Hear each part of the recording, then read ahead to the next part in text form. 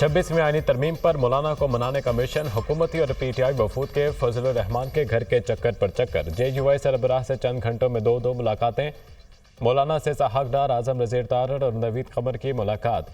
मुजव्विज़ आईनी तरामीम के हवाले से तफसीली मुशावरत। फजलुर रहमान की जानिब से PTI वफ्द के एजाज़ में इशाया।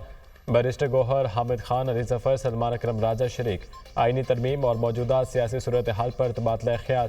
Peoples party chairman Bilawal Bhutto Zardari की भी मौलाना फजलुर रहमान से उनकी रहायशगाह पर मुलाकात। 26वीं आईनी तरामीम के हवाले से गुफ्तगू।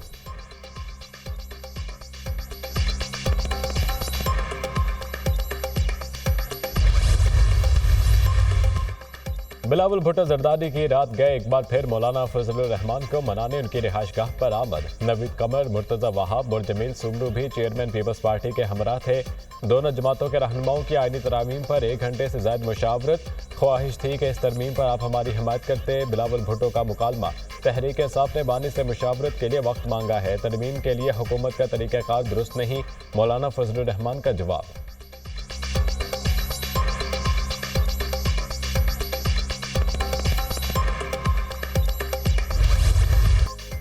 चीफ जस्टिस पाकिस्तान का तकर्रुर पार्लिमानी कमेटी करेगी। खसूसी कमेटी से मंजूर शुदा आईनी तरामीम का 11 सफ़हात पर ड्राफ्ट सामने आ गया। सुप्रीम कोर्ट के 3 सीनियर तरीन जजों में से एक को चीफ जस्टिस मुकर्रर किया जाएगा।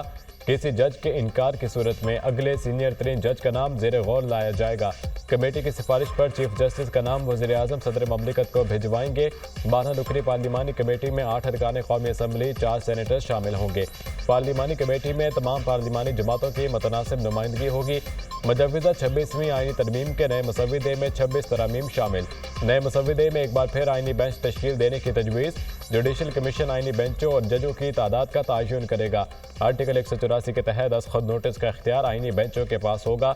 आईनी तशरीह से मुतालिक केस आईनी बेंचों के दायरे इख्तियार में आएंगे। आर्टिकल 175A में तरमीम करके जुडिशल कमीशन के अरकान की तादाद बढ़ाने की तजवीज़।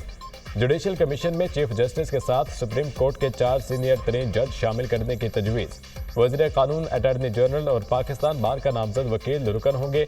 जुडिशल कमीशन में कौमी असम्बली और सेनेट के 2 अरकान शामिल करने की भी तजवीज़। आईनी तरमीम को 26वीं तरमीमी एक्ट 2024 का नाम दिया गया।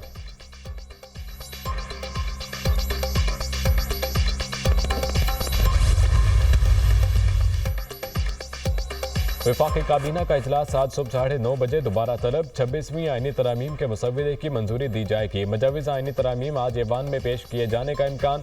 सेनेट का इजलास आज सुबह 11। कौमी असम्बली इजलास दोपहर 3 बजे होगा। सदर ममलिकत आसिफ जरदारी से वज़ीर आज़म शहबाज शरीफ की ऐवान सदर में अहम मुलाकात। मुजव्विज़ आईनी तरमीम के हतमी मसविदे पर बातचीत। मुस्लिम लीग नून और इत्तेहादी जमातों की पार्लिमानी पार्टी का इजलास भी आज तलब। वज़ीर आज़म नून लीगी और इत्तेहादी अरकान को जोहराना देंगे। वज़ीर आज़म अरकान को 26वीं आईनी तरमीम पर एतमाद में लेंगे।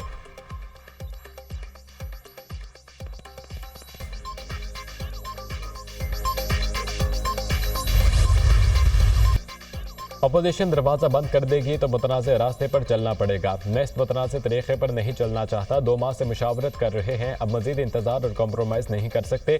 इस्लामाबाद से आईनी बेंच और सूबाई बेंच बनाकर वापस आऊँगा। पूरी कोशिश आइन साजी इत्तफ़ाक़ राय से करें। इस्लामाबाद जाकर अपोजिशन जमातों को कायल करने की आखिरी कोशिश कर रहा हूँ। इन्होंने कहा कि आईनी अदालत नहीं बेंच होगा। इन्होंने कहा कि जस्टिस फ़ाइज़ ईसा नहीं होंगे। इतने समझौतों के बावजूद भी बात ना बनी तो अक्सरियत की बुनियाद पर आइन साजी होगी। जस्टिस फ़ाइज़ ईसा ने बहादुरी से फैज़ाबाद धरने के खिलाफ फैसला दिया। कोई और जज जस्टिस फ़ाइज़ ईसा जैसा फैसला नहीं कर सकता था। जस्टिस फ़ाइज़ ईसा से पहले तमाम चीफ जस्टिस डरते थे। आपको हमारा मुतालबा मानना पड़ेगा और बराबरी की अदालत बनाना पड़ेगी। वफाकी अदालत में जो 1 यूनिट कायम है वो ख़त्म हो जाएगा। इस अदालत ने आइन का तहफ़्फ़ुज़ करना था। इसी अदालत ने आमिर को तरमीम की इजाज़त दी। जज साहिबान ने आइन के बजाय आमिरों का साथ दिया। Chairman peoples party Bilawal Bhutto Zardari का हैदराबाद में जलसे से खिताब।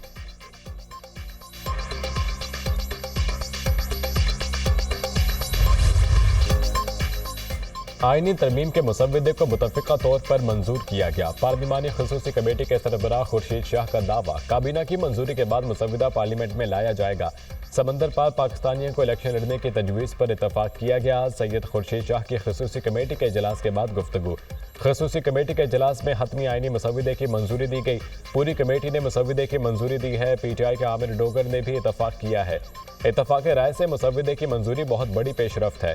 सेनेटर इरफान सिद्दीकी की गुफ्तगू।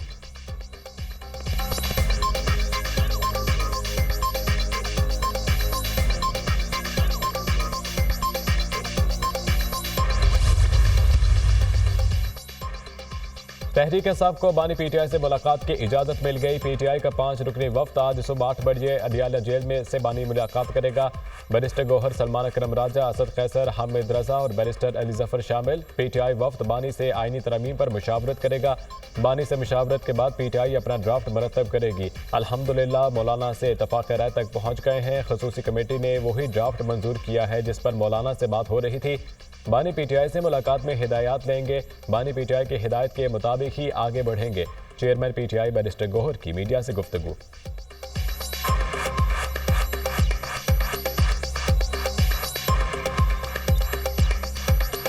हम खान साहब के साथ मुलाकात करेंगे, उनके इंस्ट्रक्शन और हिदायत के मुताबिक आगे बढ़ेंगे। मौलाना साहब के साथ हमारी ऑलमोस्ट कंसेंसस हो चुकी है। बिलावल साहब भी आए थे, मौलाना साहब ने उनको टाइम दिया था, वो आए थे। वो मौलाना साहब के घर में किसी और कमरे में बैठे, लेकिन जाते हुए हमारी तरफ आए। हमारी सलाम दुआ ज़रूर हुई है, लेकिन बिलावल साहब के साथ हमारी ड्राफ्ट पे कोई गुफ्तगू नहीं हुई।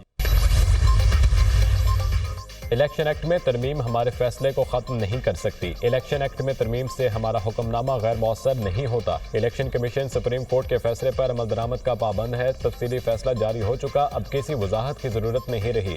मखसूस नशिस्तों का फैसला देने वाले 8 जजेस ने इलेक्शन कमीशन और पीटीआई के मुतफिक दरख्वास्तों पर तीसरी वजाहत जारी कर दी। मखसूस नशिस्तों से मुतालिक मुख्तसर फैसले के बाद इलेक्शन एक्ट में तरमीम की गई। मुख्तसर फैसले के बाद तरमीम फैसले को गैर मौसर नहीं कर सकती। अदालती फैसला आने के बाद इलेक्शन कमीशन इलेक्शन तरमीमी एक्ट पर अमल दरामद का पाबंद नहीं है। इलेक्शन कमीशन मजीद किसी वजाहत के अदालती फैसले पर मिनवन अमल करे।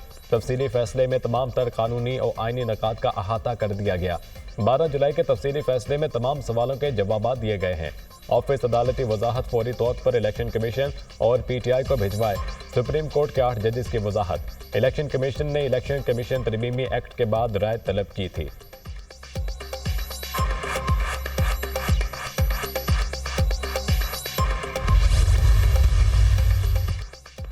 इलेक्शन कमीशन का इलेक्शन तरमीमी एक्ट पर अमल दरामद का इम्कान। मखसूस नशिस्तों से मुतालिक चीफ इलेक्शन कमिश्नर की ज़ेर सदारत ताहम मुशावरती इजलास।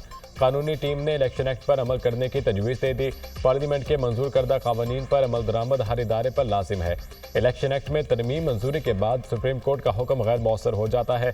कानूनी टीम ने मखसूस नशिस्तों पर मुअत्तल अरकान की बहाली की भी तजवीज़ दे दी।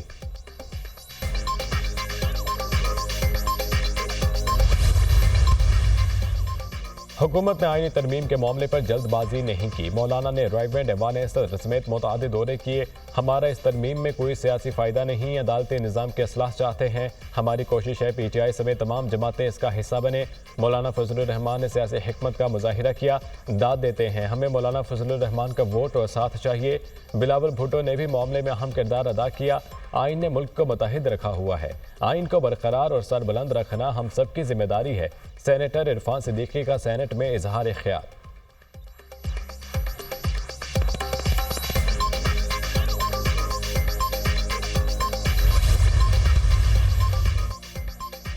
छब्बीसवीं आईनी तरमीम ठोक बजाकर करने जा रहे हैं। तरमीम के लिए नंबर भी पूरे हैं और नंबरी भी पूरे हैं। जिनका हाजमा खराब था वो ठीक हो चुके हैं। पाकिस्तान को ट्रैक पर लाने के लिए जो अमल दरकार होगा वो सब होगा।